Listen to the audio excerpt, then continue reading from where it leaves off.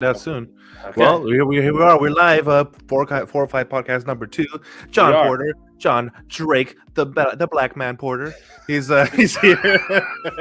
The famous BMW guy, the man That's himself, right. the legend, the man with 275,000 followers on Instagram. Ooh, how's it feel? How do you feel? How do you feel having Corona? Because you have it and you really don't want to go get checked out. Whoa, wait a minute. A lot of accusations going out That's there. quite an intro. That's quite an intro, guys. Well, thank you all. John Drake, the black man Porter. This is the most insane. Okay, well, thank you for that ridiculously strange intro. Yes, guys, as you did hear, I am John Drake, the black man Porter. I do own 2 BMWs. So I'm the BMW nerd, but I'm here to talk. We're here to have some fun. We're here to You're having a good time. We're having a great time. Now, Roberto has a lot of really interesting topics today. But here's the good part. I'm not sure what they are yet. So this is going to be completely unscripted, just all natural response to these really interesting questions and topics we have today. So thank you so much for being here. And guys, let's just wait for a couple more people to hop in, and we can go ahead and get started here because I'm super excited. So are you sure? We're sure you don't have Corona, right? So yeah. Look, I don't know. Okay. Join the Corona club because I had it. I just had it. So here the funny part, guys, is we think we might have gotten it from a gig that I found us. So this is your fault. It might be a bit of my fault. So I got us a gig.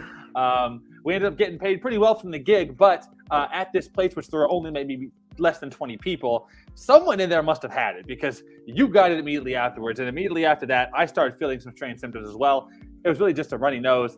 And no, I had a fever. If you haven't seen that, go on my channel, One Tire Fire, and you can watch my Omnichrome Experience. I actually almost cried there, but then I internalized it like a man.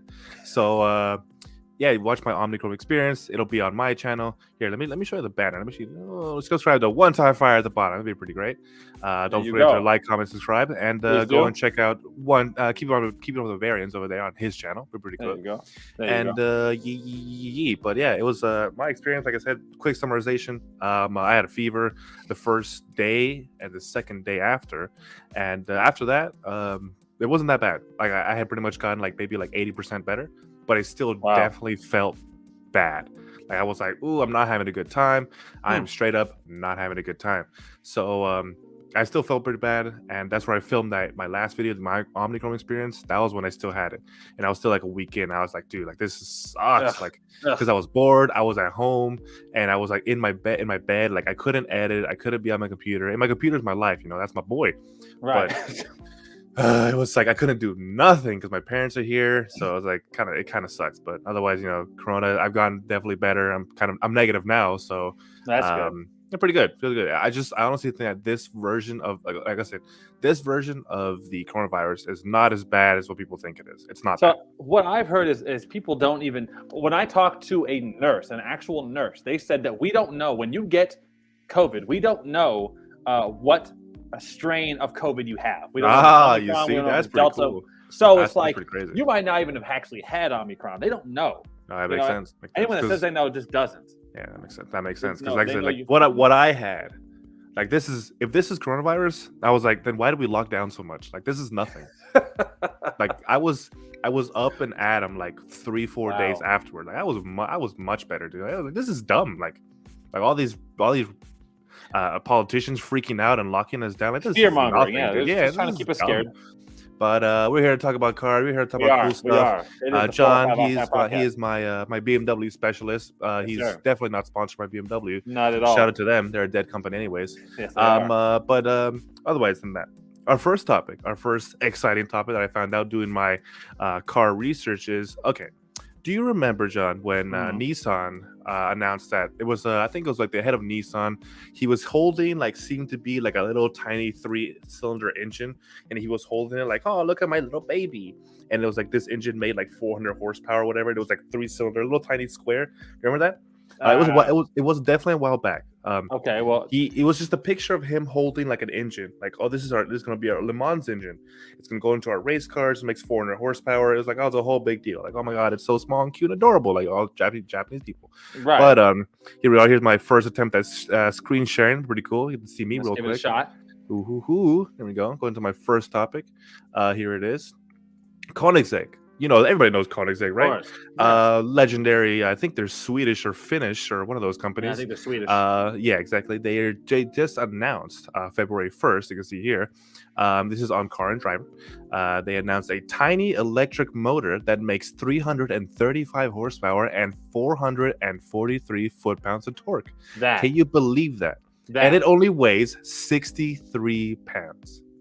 Can you believe that? I can't, but I'll tell you what. Can you believe that? That little can next to the motor looks like that beer you were drinking earlier. Shout out to Easy Peasy. It tastes terrible. Shout out to Easy Peasy. Oh man, it's a terrible beer. But that can is actually that's an energy drink that Koenigsegg actually has. Koenigsegg energy drink. Yeah, and this is what they were comparing it to. So this is they said for scale, that's a 330 milliliter 11-ounce energy drink. So that's how small. That's the entire engine right there. That's the engine, and that's their energy drink. So it's 11 ounces. That energy drink. So that's how small this electric motor is. It's pretty incredible. Like, I'm not gonna lie, if that is true. And I mean, Koenigsegg isn't one to lie. They're not Hennessy. So.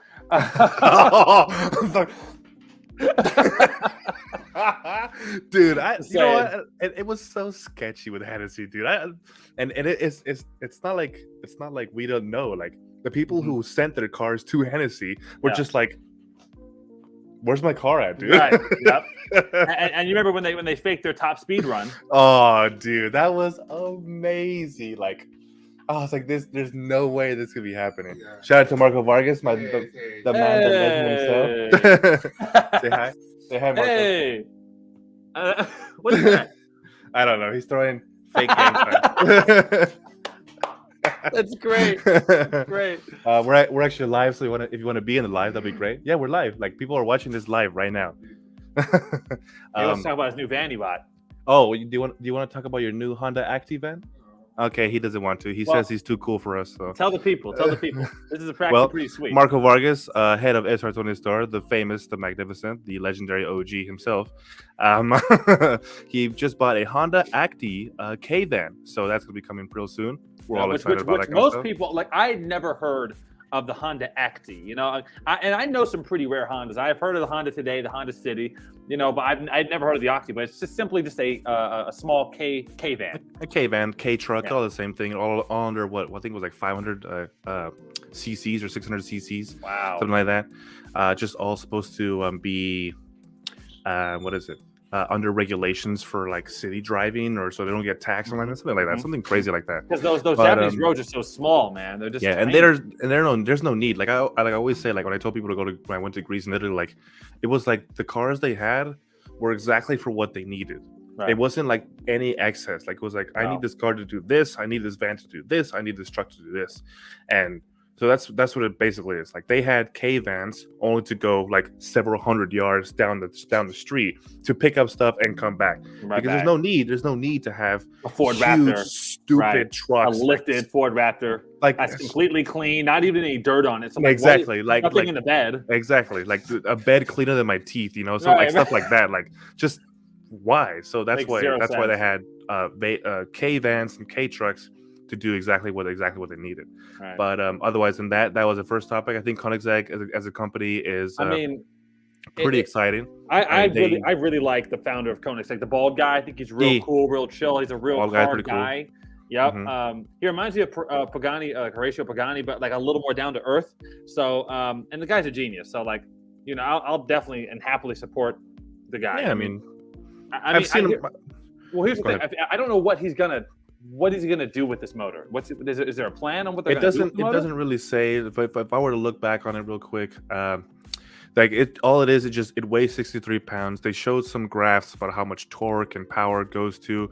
What I think it will probably be done is it'll be used as in like so the electric motor will go to each wheel. So as in like it'll go to like the rear or just the front, and it'll be controlling each individual wheel or tire. Okay. So that'd be pretty cool, and that makes sense for how light the Koenigsegg is. Like those cars are, to have these kind of engines that are only 63 pounds each.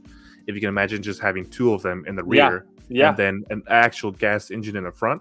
and have an all-wheel drive system, like bro, like it'll be so light, so incredibly light, and that's what we're going to. We're going to hybrid systems. Unfortunately, So the fossil fuel will never really go away. We will have still fossil fuel cars, but they will be hybrids. There will be small, tiny engines up front with electrics in the back, or electrics up front with hybrids in the back. Right. So that makes the most logical sense, because the fossil fuel industry can still have their billions of dollars, and we can still go electric and pretend like we're saving the planet. Right. So but I don't think it'll be a couple decades until all cars are electric and they're at a place where people can actually afford them, right? Because hell, even Priuses are kind of expensive still. Yeah, so man, I would still rather die than have a Prius. I'd rather walk. It's not going to happen. So Teslas are cool, but they are very expensive. Even the entry level Model 3 is just expensive. So it's like, and at that point, I'd rather just get a Volvo Polestar. So, there you go. Have you seen those things?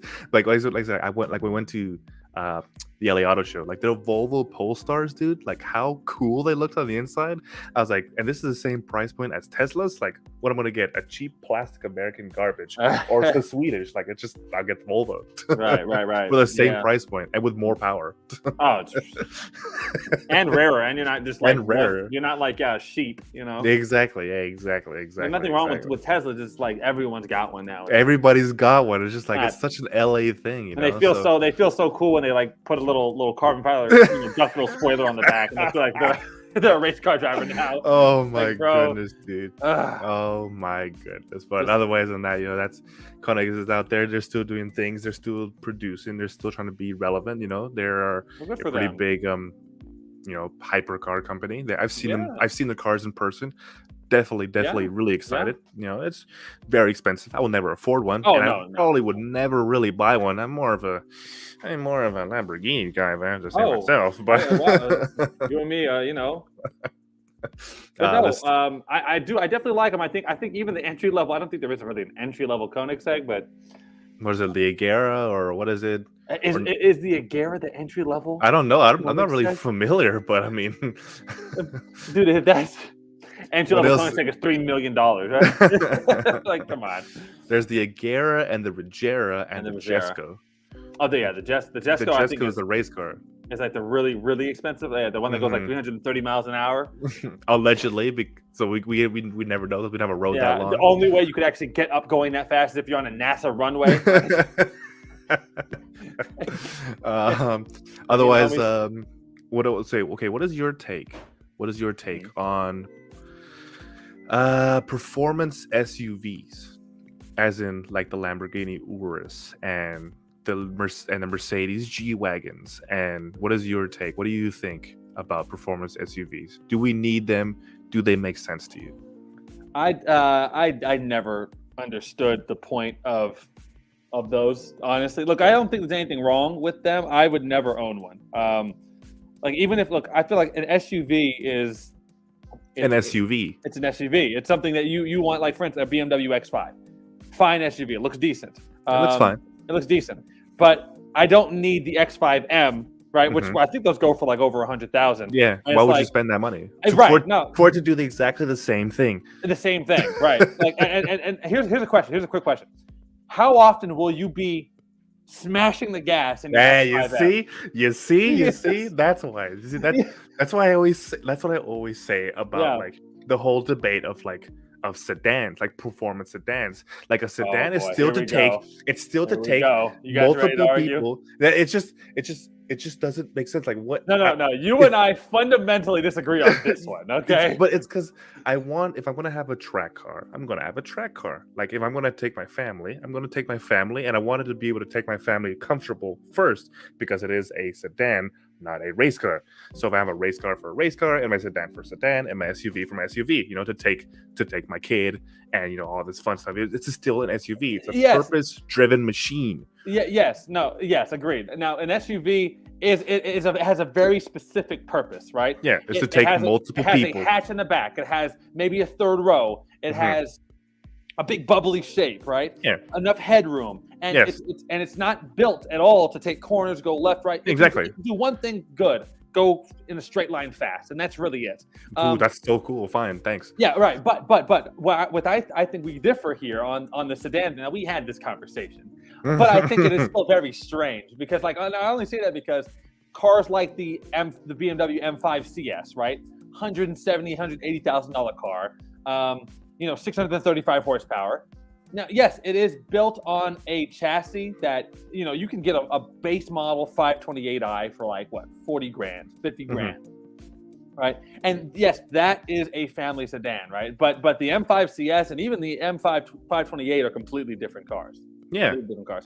So if we were talking to somebody who's going to, what kind of car I'm going to take to the track, I'm definitely not going to take a 5 Series. I'm going to take a more performance-oriented, from design race car.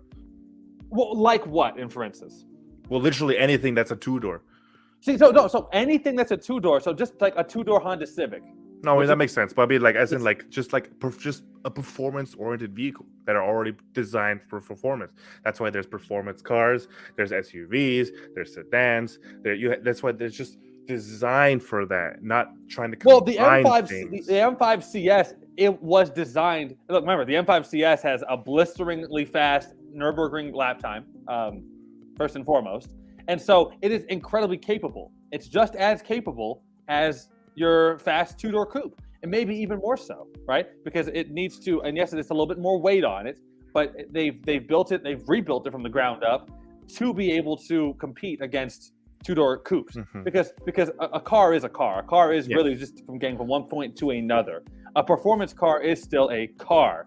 Sorry, performance sedan is still just, so it's really, I feel like it's really but it is still a car, right? Yeah. Which is still designed to go from here to here. But I just think, like, anybody who's like, all right, what kind of platform are we going to build on? Are we going to choose a 4-door, or are we going to go into a more 2-door performance orientation? I just think any certain, even in Guatemala, like, there's like one of the guys that my dad's friends, his son, he builds only specific 2-door racing cars. Like, I just think it's up to the person or the company that what they're going to build. They're going to pick a 2-door oriented race car. When's the last time you went to a racetrack, though? In Guatemala. A racetrack? Yeah, I went to his shop and he has just race cars that are all 2-doors. No, a racetrack. That was man. I mean, and that was in Guatemala. Probably been a while. Really? Probably been maybe 10 years ago. Well, I'll tell you, I was at the track twice last year, and there was a surprising look. Like I said, it was a 4-door Honda Fit racing around the track. Yeah, but that's for fun. That's for the lulz. Yeah, but it is still possible. Now, again, that is not a performance car, but a performance sedan is still a performance car with just 2 extra doors. And check this out. Did you know that the E90 M3, for instance, 2008 model, is actually a stiffer car than the 2-door coupe version of the same brand, the same car? Probably will have to because it has the extra weight, yeah. But the fact that it is a stiffer, and it actually, KG2T himself, like I mentioned to you before, preferred the 4-door to the 2-door because he said it handled better and it was a stiffer car overall. Yeah, that probably makes more sense. So, you know what I'm saying? Like, I don't think, a performance sedan has to be a sedan first and foremost. It's performance comes before the word sedan, performance sedan. We talked about this with the E39 M5, which is just, I know you still don't see that car as like an E46 M3. You put that on a higher pedestal because it's a 2-door coupe, and I understand that. But it's still a very capable car. I would love to. I don't doubt it. I've sat in one before. I've sat in one. I've gotten a ride before, and I was like, all right, this is pretty cool. I just think I'd rather just have a 2-door. If I want to do any performance, if I'm gonna do a long trip and I have a 4-door, I want to have to be something more comfortable. That's what it is. I want to have just something. If you want just something get more me there and just have the power there. Like, oh, all right, I still have 400 horsepower, and I want to do some Mexico stuff, some skittish stuff. I have 400 horsepower there. I'm like, just go balls deep, that kind of stuff. No, I get that. I just feel like if you prefer comfortability, don't get a performance sedan. Get a Camry, right? Get a Camry. But if you do want something you can take to the track, you have options like the M5s, the C63 AMG sedans. Okay, well, how about this one? Here's a question for you. What do you think about performance wagons then, like the CTSV, performance AMG wagons? Yeah, I think again, like just cars that won't be used as tracks. You know, it won't. It did it one time with Volvo. Volvo did it one time, and they were very successful. But that's only because nobody was ready for that kind of stuff. But I just think nobody's gonna pick a race car as a Volvo. Nobody's gonna do that anymore. Nobody's gonna pick a wagon. And be like, you know what? I'm gonna use that wagon. You know, I just don't think so. I feel like if you're just a different kind of person, a different dude, you might. I mean, because I remember when I was at the actual racetrack. Last year, I saw a Ferrari FF, which is the hatchback version, right? Yeah, but that's a Ferrari FF. But it's still a family. It's more of a family car. It's got back seats and a hatchback and a Ferrari. Mm-hmm. So yeah, 9 times out of 10, you're going to assume, oh no, that you shouldn't take that to the track. But the guy was there and he was killing it. Yeah, he was killing it. With 600 horsepower, you better be killing it. yeah, right. But it is still technically. It's more of a shooting brake. It's not really a wagon. Yeah, shooting brakes are right. Are pretty sweet. Mm-hmm. But I don't know. I feel like you can turn anything into a race car. Yeah, fair enough. Because Volvo, like I said, I think as my first big purchase of whenever I start going out, I'm not at my parents' house because California is too expensive. God damn you. I love the Volvo V60 Polestars, the Polestar editions that have because that engine, the V60 Polestar, has a turbocharged and supercharged engine all in the same thing. And it's a hybrid, so it has electric power, and has 414 horsepower and 435 foot-pounds of torque in a 5-door wagon, which is pretty. It's pretty sick. Sweet. Oh, that's what I didn't notice. Your boy Tanner Scott said sport SUVs are made to gap cars while hauling a couch home. Fair enough. That's my boy Tanner. As always, he's there. We're going to a collab soon. I always keep saying to this guy, I'm gonna film with this guy. And then recently, I told you, John, when my mom fell down, so she hurt both her ankles, couldn't get up. God damn it! Took her to the hospital. I was going to go film down there at Balls Deep Far. And I had to go back home, got to go help her to the hospital, and then I got Corona, so I couldn't film with him again. So it's just I feel bad for Tanner, but I appreciate Tanner being here as always. But going finally to our next topic, so that's why I asked for performance SUVs. Ferrari, they're the guys themselves, the Italian stallions. Yeah, they were like, you know what? We saw the success of the quote-unquote success of the Lamborghini Urus and the Mercedes G-Wagons, and this is what they decided to come out with, okay? So we go back to my screen share, and this is what we saw. The Ferrari Purosangue they're just SUV. Getting crazy with the names now. Look at this. Look, doing too much with the names. What is this? Dude, I remember seeing Koenigsegg for the first time and thinking that was hard to pronounce. This is something. Look at this. So the Ferrari Purosangue SUV, because that's what we need. We need more SUVs in the American market. Okay, John. So you have a kid. You kind of have money. Are you really going to purchase a Ferrari SUV? Honestly, you probably have race cars. You probably have your BMWs, right? Are you going to be what? You know what I need?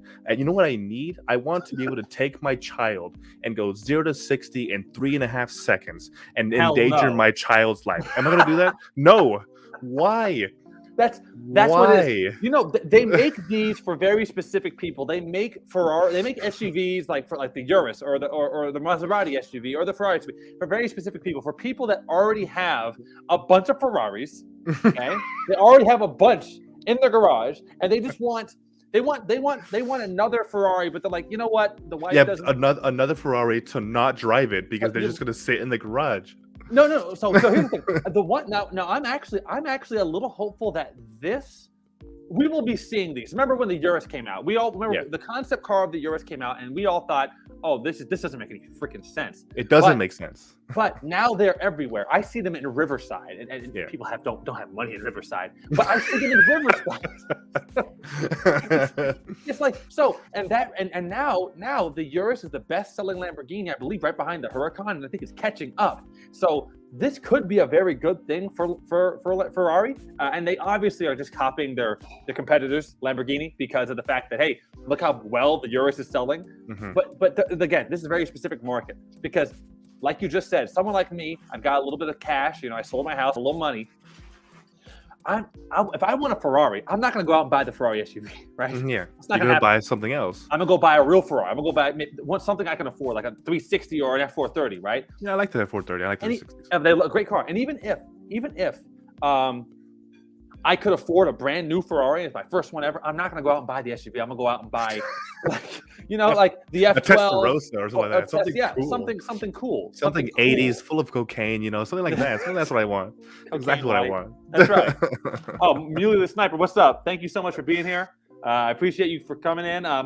Feel free. What do you guys think? Do performance SUVs make sense? Yeah, go to the comment section. Do performance SUVs make sense?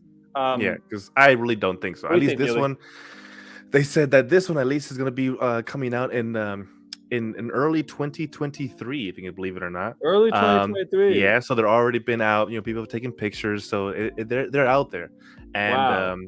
Supposedly they're supposed to be featured with a turbocharged, hybridized. That's a new word.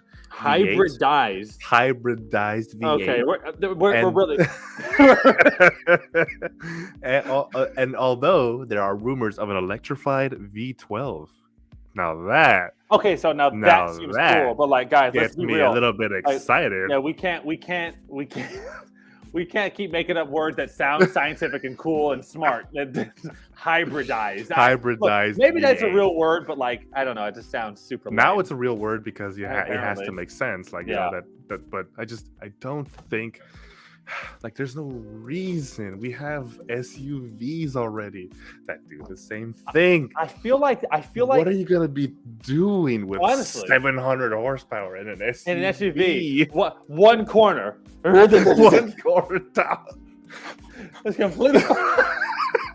completely wrecked. It's true. It just doesn't make sense. I just want to make that out there. Yeah. Ferrari has put it in their money. Be like, here we go.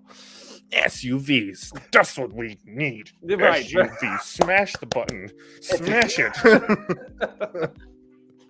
They invented the button just to smash the button. Just to smash it. Makes zero sense. Oh man, dude. But hey, look, good for them. Hopefully it sells out. Hopefully it helps the company. Mm-hmm. Because I feel like the last few Ferraris have not looked very good, to be honest. This one was supposed to be apparently about $225,000, and while the Lamborghini Urus was $179,000. Okay. And so, and of course, Aston Martin, if you don't know, Aston Martin is coming out there too with their DBX SUVs, and those are supposed to be over $300,000. I really feel like no one outside of America drives SUVs the way we do. They don't. Right? They don't. It's just us. They don't. So they're really just making it for us, for our market, right? Because we're Americans. We're fat, so we want kind of stuff. We want our cup holders to be humongous because we're fat. We want 7 cup holders too. Exactly. All over the car, dude, right? We want 12 cup holders, dude. I've seen cars that have 5 in the front, 5 in the back, another 3 back, all the way in the back, dude. For what reason? 0 sense. Fat. I think we're the biggest country behind Mexico, I believe, right? I think that's true too. Hey, and we're not weightest here. We're not weightest here. I'm just saying. No, I am. Oh, you are. Oh, he is. Yeah, I am. If you're fat, lose weight. He is. What else is there? Okay, so what did you actually have a BMW topic that you had prepared? Yeah, we'll come to it eventually. I still have it there. Don't worry. Okay. But otherwise than that, it's Ferrari supposed to be using a twin turbo V8 with a plug-in hybrid version. So it's the same thing as the SF90. Everybody knows about the SF90. Fantastic vehicle, looks amazing, looks great. Or it could offer a 819 horsepower V6 hybrid powertrain from the 296 GTB. So can you imagine again a 5-door SUV with 819 horsepower? For what reason? 0 for sense. What reason would we need something like that for? We really don't. Why? And again, these cars are going to be bought and they're not going to be driven. What's going to happen? They're going to be collector cars. And they're just going to sit. For what reason? I just don't understand the logic of why these cars are being built for. For who? For who? It's just for those already rich folks that already have a fast Lamborghini. They just I feel like it's just a flex. That's really it is just a flex. Because again, like if you're gonna have money, these people that have money already, they probably already have a Mercedes G-Wagon, the V12s, they probably already have Lamborghini Uruses, they probably already have the X5Ms, or they already have an SUV to do their SUV purposes. They're not gonna go out and be like, I'm gonna sell my BMW X5, I'm gonna sell my Lamborghini Urus to then go and buy this 819 horsepower Ferrari SUV. There's no reason. There's no reason. Rich people are smart, but they're not dumb. They're not idiots. They're not that smart. They're not that. They don't have that kind of money. They're not gonna. It doesn't make any fiscal sense to be able to do that kind of stuff. It doesn't make any sense to me. It doesn't. We'll see. We'll see how that sells. Yeah, right now there's only those pictures of the car that is covered. It kind of looks kind of cool. Yeah, it's a 5-door. You can tell from the 5 doors. 4 on the side it would be one of those eggshell hatches. So it's gonna be like a Tesla Model X. Yeah, it's gonna swoop down like that, give you no headroom. Ruins the purpose of an SUV. Kind of like like the X6M then. Yeah, something stupid like down. That. Like this. You see from this one? Oh yeah. So it comes down and swoops. It's even a less pointless car. Like now it makes even less sense. Yeah, so you're gonna have no headroom in the back. At least you want to put, for me at least, 6'2", 6'3". I'm not gonna fit back there, of course, because that makes total fiscal sense. So that's Ferrari out there doing its thing. They want to be like, you know what, we can join the SUV bandwagon. We can sell dumb cars to dumb Americans because they buy anything. But there's that. True. So going to our next topic, let's go to BMW this time. BMW. You're familiar with the Gran Coupes, the 8 Series. I am. Look at that. Those. Now that looks pretty cool. This is the 2022 BMW Alpina B8. Straight off the back, this little sensor in the front is horrible. Why is that there? You at least attempt to hide it, honestly.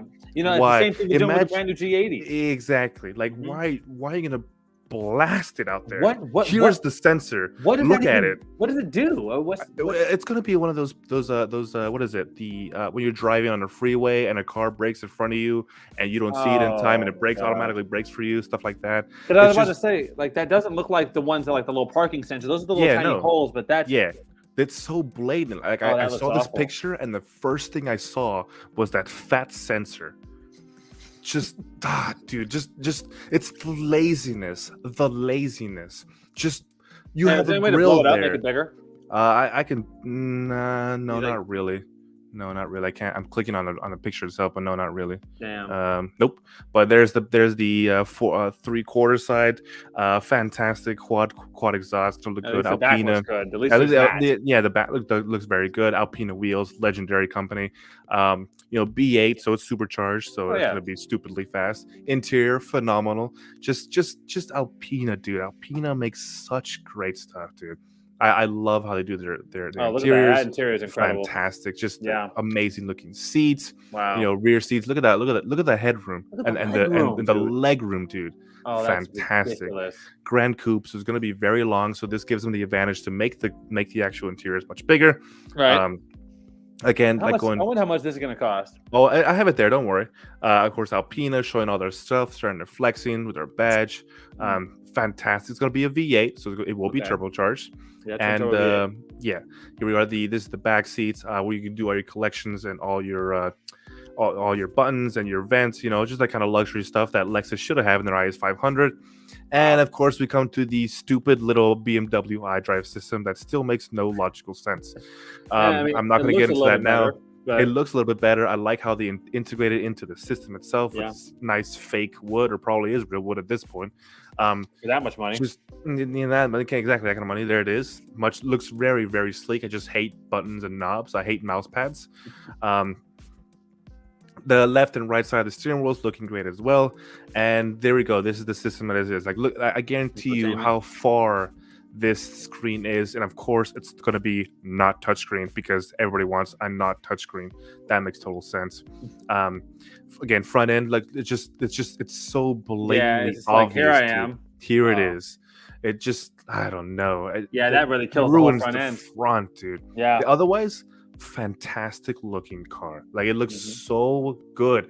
And this color. This is what the G80 should have looked like. Look at how good that car looks. Like, and then you see that front and you see that fat sensor right at the bottom, dude. Otherwise, look at how good that car looks. You can't unsee that sensor now, but you're right. You can't. I've always loved the Gran Coupe M8s though. So this is gorgeous. And those, of course, the classic Alpina wheels. Yeah, of course, classics, legendary wheels. B8, just quad exhaust, nice little diffuser. Little diffuser on the back. B8, yep. Look at those wheels, dude. Just great looking wheels. Headlights looking great as always, making sense. And then they go to the sensor and they for sure blast in your face. Look at the sensor. How did that pass the development? How did that pass? Like, oh yeah, this looks good. Come on, man. Yeah, that looks good. Like, you're not hiding it very good. Yeah, looks like a lot of body roll there, but of course it's not supposed to be performance oriented. It's supposed to be a straight line speed, grand touring vehicle, as in let's go a long super luxury. Trip. Exactly. Look at that. It just looks good moving around. That's a great. But otherwise, it's supposed to be, their new, BMW B8. The price, let's see. Yeah, price. Here we go. This is the twin turbo BMW Power, 4.4 liter twin turbo V8, 612 horsepower for the Alpina versus 617 for the M8. So you lose 5 horsepower. That's not bad. If you get the Alpina version, which, to be quite honest, I'll get the Alpina version. I have the better wheels, a nicer interior. I'll get the Alpina. And what else? It's supposed to be gains a healthy 37 foot-pounds of torque over the M8, so it will be a little bit more torquey. Will it make sense when you're feeling on the road? When you do a straight racetrack between the M8 and the Alpina, will you feel it? Probably not. Probably not. But otherwise, I'd love to see it. Yeah, I love to see it too. Weighs 4,700 pounds. Woo! It's a thick boy. She's thick. 4,000. That's almost 5. But look, it's 0 to 60 in 3.2 seconds. So it's a quick fat boy.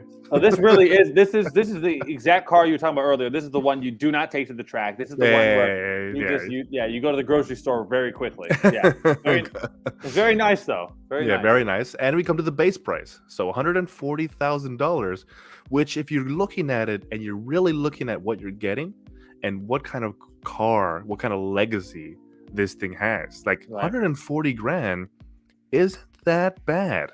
Like, you're looking at GTR money, and if I look GTR and Alpina B8, I think I'll get the Alpina B8, and I'm a Nissan guy. Dude, just like, bro, like 140, like this looks so good for 140. Okay, so let's be real. That's a great idea. Let's compare the GTR versus the Alpina B8. Now, the GTR interior has never been awesome, never been great. No, it's boring, Japanese, cheap plastics, and pretty much exactly what you expect. Like, even after the update, it doesn't look very good inside. It doesn't. And when it comes to standard beauty, even from the outside, it's not a beautiful car. It's more of a beast. Like it's a beastly looking car. It's aggressive looking. While this, on the other hand, is a beautiful car. The interior is incredibly nice. All right, great color combination. Ooh, the green and the orange. The green and the orange. It's like a Boston Racing or Boston Green or something like that. British Racing Green. What is it? British Racing Green? Yes. British Racing Green looks very good. And so, if that's the same price, if they're similarly priced, and it kind of goes like a GTR off the line, 0 to 60.2 seconds, and it weighs 5,000 pounds. It's a thick boy. Yeah. So it really is a thick boy. So that all depends on what you plan on doing with the car, I guess. Like, if you want something you can easily modify, then obviously you go GTR. But if you want something that's just going to be very, very luxurious and very fast off the line, and it's a genuinely beautiful car, you go with BMW. You go with that. And something more rare and something more unique, Yeah, way more. Because any douchebag can buy a GTR. Right. I have enough money now to go put a down payment for a GTR, but I'm not going to do that. I'm not an idiot. So dumb. So it's just I'd rather have something more unique to stand out there and like, look, this is what I like. I chose this thing, and I baby it, take care of it. It's one of those things I would much rather have for $140,000. The Alpina B8. It's true, and I think the one real big difference is between these two cars is I feel like the Alpina is definitely not a neck breaker, which unless you know what it is, right? For those that know what it is, it's gonna break a lot of necks. And it's similar like that with the R35 with the GTR, but I think with the GTR it has a little bit of a larger audience. Like the audience is definitely a tiny bit larger because it's a little more mainstream. It's been out for like 15 years, right? 14 years, dude. It's enough. Dude. Even GTA 6 has been announced, and they're still making GTRs, dude. Did you see that? Rockstar just announced. They were like, very excited. Progress is well underway. We can't say about that about the R36. No, you cannot. So to put it in perspective, check this out, guys. The R35 GTR came out before GTA 5. The R35 GTR came out in 2008, right? In Japan, in 2009 over here in America. And GTA 5 came out 4 years after that, 4 or 5 years after that, right? 2011, 2013. 2013. Mm-hmm. And now that they've announced another one, but the GTR is still being made. So it started before GTA 5 came out, and it's still going after GTA 5 or GTA 6 has been announced. So it's like, yeah, it is time for Nissan to move on. What blows my mind is like, what is the reason to continue to make the R35? It's not selling. Is it still selling? And no I know we talked about this the last podcast. We did. But why? Who's buying them? I think they sold it's like Arby's. Like I go to Arby's. Like I think I'm the reason Arby's is alive. I don't think anyone else goes to Arby's. No. So how did Arby's buy Buffalo Wild Wings? Like who's buying the R35? Why is it still being made? I think they sold like 67 R35s last year, worldwide. So that gives you reason to continue to make them? It doesn't. And it's like a factory. They're being made constantly, one after another. So who's buying these cars? Like the secret's been out. The secret. There's not a secret anymore. Okay, everyone knows about the GTR now. It's not like a budget supercar anymore like it was when it first started. It was like 65, 70 grand. Remember that? Now they cost double that. And they haven't changed much. And they haven't gotten much more power. Like okay, how about this? Check this out. In comparison with BMW, when in 2008, 2009, okay? 2008, technically. Check this out. In 2008, when the car actually launched, the E92 M3 had just come out, just released, right? And remember, the R35 GTR came out in 07 in Japan, okay? So the E92 didn't even exist yet. And the R35 got put out, okay? So in the time span that BMW has gone through 3 different generations of M3, the R35 is still being made. It's still late 2008. Yeah, so we had the E90X, the F80 generation, and now the G80 generation, and the R35 is still being made. So it's like, yeah, no, Nissan have to, figure this out. Either release an R36 or just stop making the car. Yeah, just make one final one. Make it like which I think premier R35. The T-Spec, I believe, is. Have you heard about that one? Yeah, I have heard about it. Yeah. Okay, so I haven't looked much into it, but I have heard on the internet, Mosquito, that is going to be it. That the T-Spec is coming out. So it should be like bam. Yeah. Here it is. Goodbye, R35. We appreciate you. We've had a lot of memories. We've seen some amazing, hilarious street races of you slapping cars left and right. But thank you. Goodbye. There's the door. Like just and you know what? That's fine. Like we can wait with no R35. Like we can. Give it 3-4 years. We'll go to the next one. That's fine. We'll wait. There you go. So I completely agree. Dude, I don't know, but other than that, we've just had enough. We've had enough of it, and it's a great car. You know how much I love that car. It's enough, exactly. Like, it's enough. Like, we get it. We've had it enough in our faces. Goodness. Speaking of a company that we don't really talk about very much because they're kind of irrelevant now. Shots fired to Ford. That's the relevant company. So shots fired to Ford. Ford, oops, sorry about that one. Ford is actually punishing dealers caught price gouging. Finally. Is that right? Finally. Now, what do we mean by punishing them? So we are familiar. We're familiar with all these car dealers. There's laws that the dealerships have made. They've lobbied because we're a corrupt country. We're a dictatorship over here. So they've essentially made it so that we cannot buy cars straight from manufacturers. You have to go through a dealer, which is why you see a lot of cars being jacked up priced, like the Supra was over $100,000 for a Supra. Wow. Yep. So it's now we see Ford, a company that we don't really see much of. They got rid of their Mustang and now it's the Mach-E. They got rid of all of their sedans, remember? Yeah, all of them. And they don't make any more sedans. They have basically been coming down on dealerships for price gouging their new Mach-E's. See right here, they have the Ford Mavericks compact pickup truck. The Ford Lightnings were coming down, the Mustang Mach-E's. So it's saying right there. Jim Farley, the head of CEO, said his action be taken on making customers wait for the new vehicles or pay unreasonable markups, which he doesn't like. He says. So it's giving the little guy, the guy who wants to. So let me tell you a story. So the FRS comes out. Okay. Right. Oh no, before that, me and my dad, when my dad was cooler and he was nicer. Shout out to him. When the FRS was coming out, everyone was excited. We all saw the picture of the Japanese already modifying them, making them into race cars. We saw those pictures. Right. I don't know about you, you saw them, but there was pictures of some companies and some these garages that had FRSs already up on the lifts that were already modified with exhaust straight all the way to the front. It was like, oh, dude, this is exciting. Wow. It's coming out. Like, we're excited. Right. So my dad at that time was like, you know what? I will help you get an FRS. And I was like, really, puppy? I love you. You're the best. So my dad, we can't imagine him saying that now. Exactly. You're an adult. Get your own money. That's right. So my dad, we were excited. We saw price points of around 28,000. Something cheap. It was like, oh my god, this is so cheap. Like, these are great. Yeah. So we go. It comes out. Okay. So we go. I'm excited, dude. I'm gonna get an FRS. I was like, what, 20 years old? I'm gonna get an FRS, and I was dumb. I was young. I was gullible. So I went and we go to Toyota, South Bay Toyota. Shout out to them. And we go. We already know about the horsepower numbers, the torque. What kind of stuff it has inside. We already knew what it offered. Right. And we're kind of looking for those price points, and we knew that through financing APR would be more money.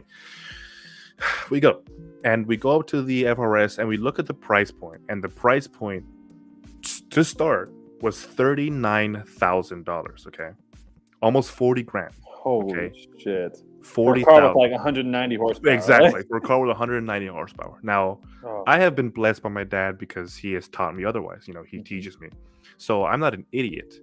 So, but when I saw 40 grand, at South Bay Toyota, I instantly knew, like, this is not it. This is not it. It's not fair. No. And we had a guy come up, are you interested? And we were interested. Like, I'm not paying $47,000 for an FRS with APR and financing because I have no credit. My dad was gonna help me, and I'm not gonna make my dad pay $47,000. No, dude. Oh my! Back then, at that point in time when that first came out, you could have got a nice ISF for that price. Yeah. So I was like, bro, like, this is so dumb. And I'm not sure if there's anybody else, but at least in South Bay Toyota, that's what their prices were. And it was so, I was 20 years old. I wasn't gonna cry, but I was upset. Like, bro, like, I wanted to have a cool car, right, at 20 years old. I was so excited, and to be able to be like thrown that curveball that they were jacking up the prices. It was MSRP, and then what they had, their dealer markups. So it kind of ruins the fact that people want to be able to afford cars, but they have to take into consideration that these dealers are taking the opportunity away from people. Like, oh, you want that car? Oh, you want that Mach-E? Pay us $30,000 on top of what the car's MSRP. That's unfair. No, it's not nasty. It's not cool. No, it's nasty, man. I like you said, I remember when the Supra came out, and it was like a $60,000 car, $50,000 car. Yeah, and that's already pushing. I'm not spending $60,000 on a right. That's a car with 300 horsepower, or almost pretty much 400 horsepower. But that's a car that had no manual transmission option. It didn't look very good. And then when they first came out, people were trying to put like $100,000, dealer charge on them, and it's like, bro. But Toyota didn't do anything about it. Yeah. They didn't do anything about it. So I'm actually happy. I'm proud of Ford for stepping up and actually shutting this down. So what did they actually end up doing? So what it seems like it was seen here is so Jim Farley, again, Ford CEO, he knows who. It says roughly 10% of dealers have reported taking advantage of increasingly long wait times for popular Ford models by trying to charge above MSRP and quote unquote gouge customers. What he said. Wow. And Jim Farley knows who they are. So he knows the dealers, and apparently he's going to come down on them. And he says, and they will feel Ford's wrath in their future vehicle allocation deals with the automakers. So apparently what it basically means is that their allocation of vehicles will be cut down dramatically. and that means that the dealer itself will be losing a lot of money because they can't sell enough of them because they have no allocation, means they have no vehicles. And that hurts dealers because as much as the dealers are Ford, they are separate entities from what Ford is. So he also hinted at a new go-to-market strategy and customer experience for those who buy EVs that may be in development, which could try to circumvent gouging dealers.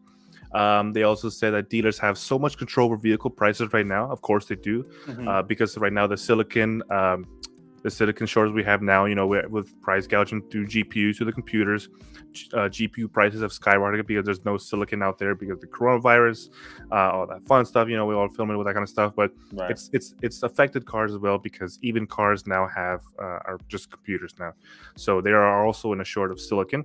So the dealers know how much power they have over vehicles. They will sell it to the highest bidder. So that's fine. It's a business. I get it, but what else is there? Dealers have so much control of the vehicle prices right now because demand is to the roof and into the clouds, is what they say. So people will pay me more for the car that they can find. Ford was the number 2 seller of electric vehicles, if you can believe it or not. And as much as I like to make fun of them because they're an American car company, they're still making money. They're number 2. Wow. They're number 2. And can you guess who number 1 is, John? American car company? Any car company. I'm guessing 1. Toyota.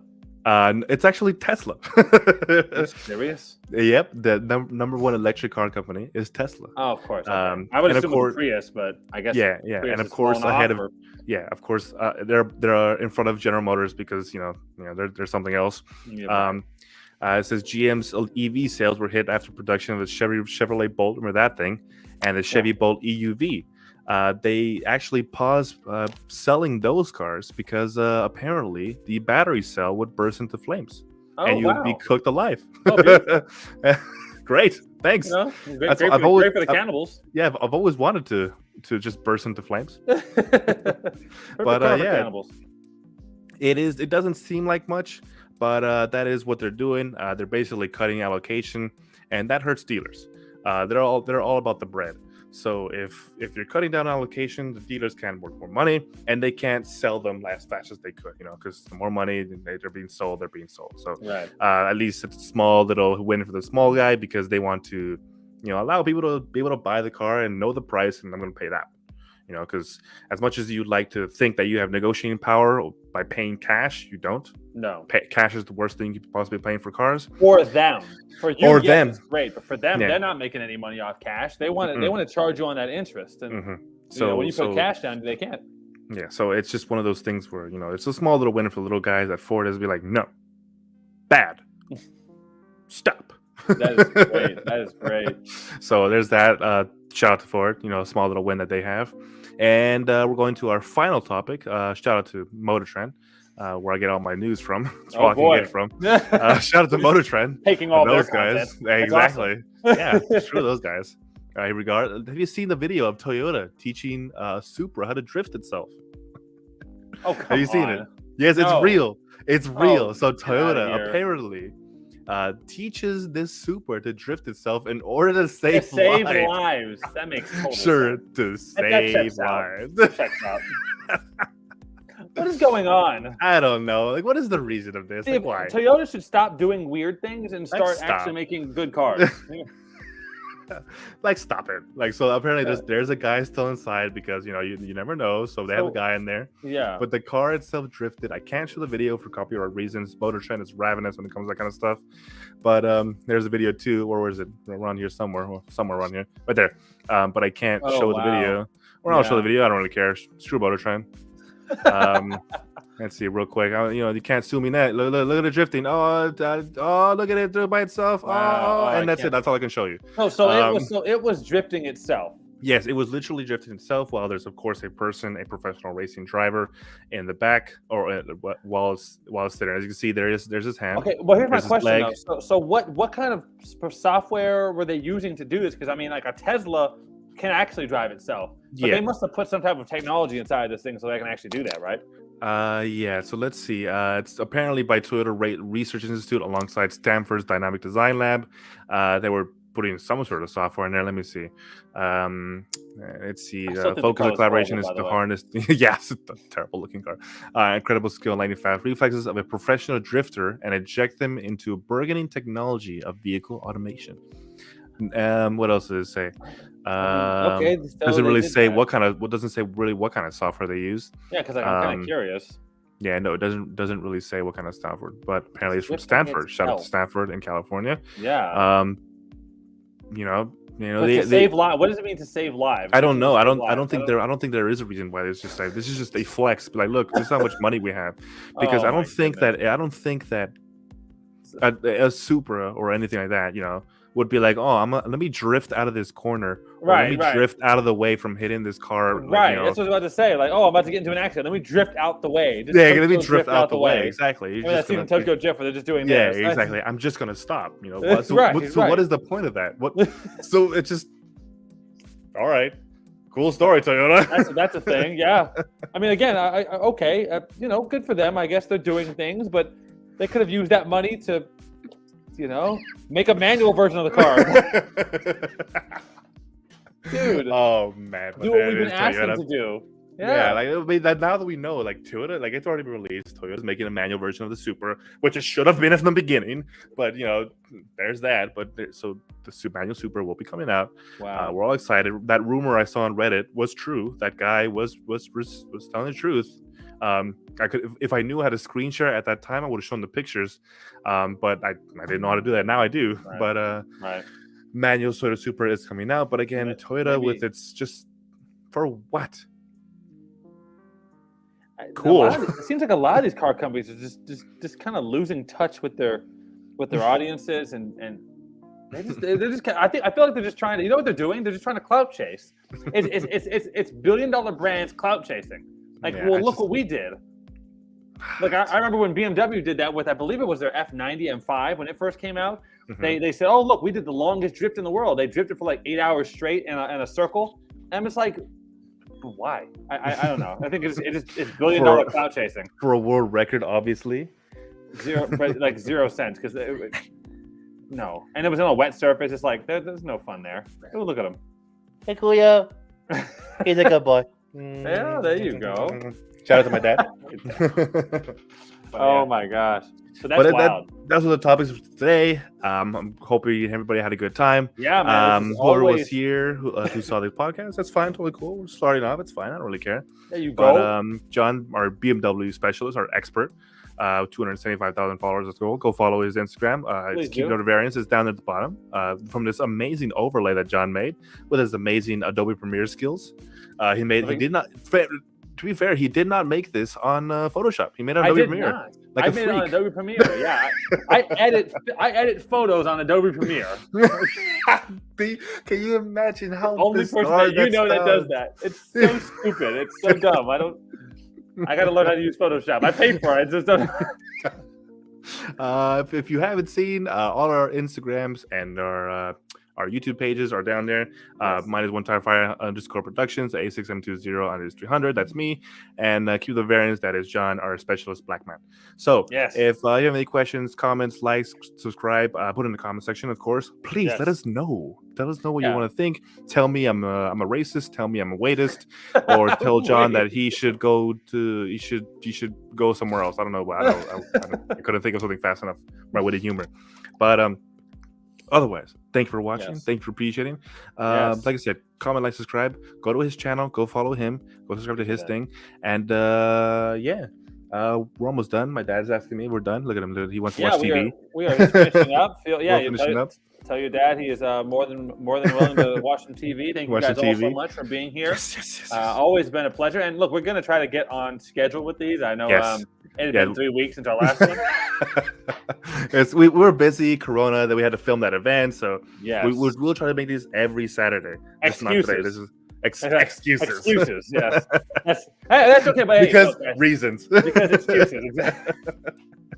Well, guys, thank you so much for being here. We're always so happy to have you guys here. And again, feel free to let us know topics that you might have heard or seen and you want us to discuss. Because we could do research and then talk about it some ourselves. Research, rant a little bit, and yeah, it's always gonna be some fun, guys. So thank you again so much. Thank you, appreciate it, and bye. Well, we'll catch you guys on the next 405 Octane podcast. Yes, sir. Deuces, guys.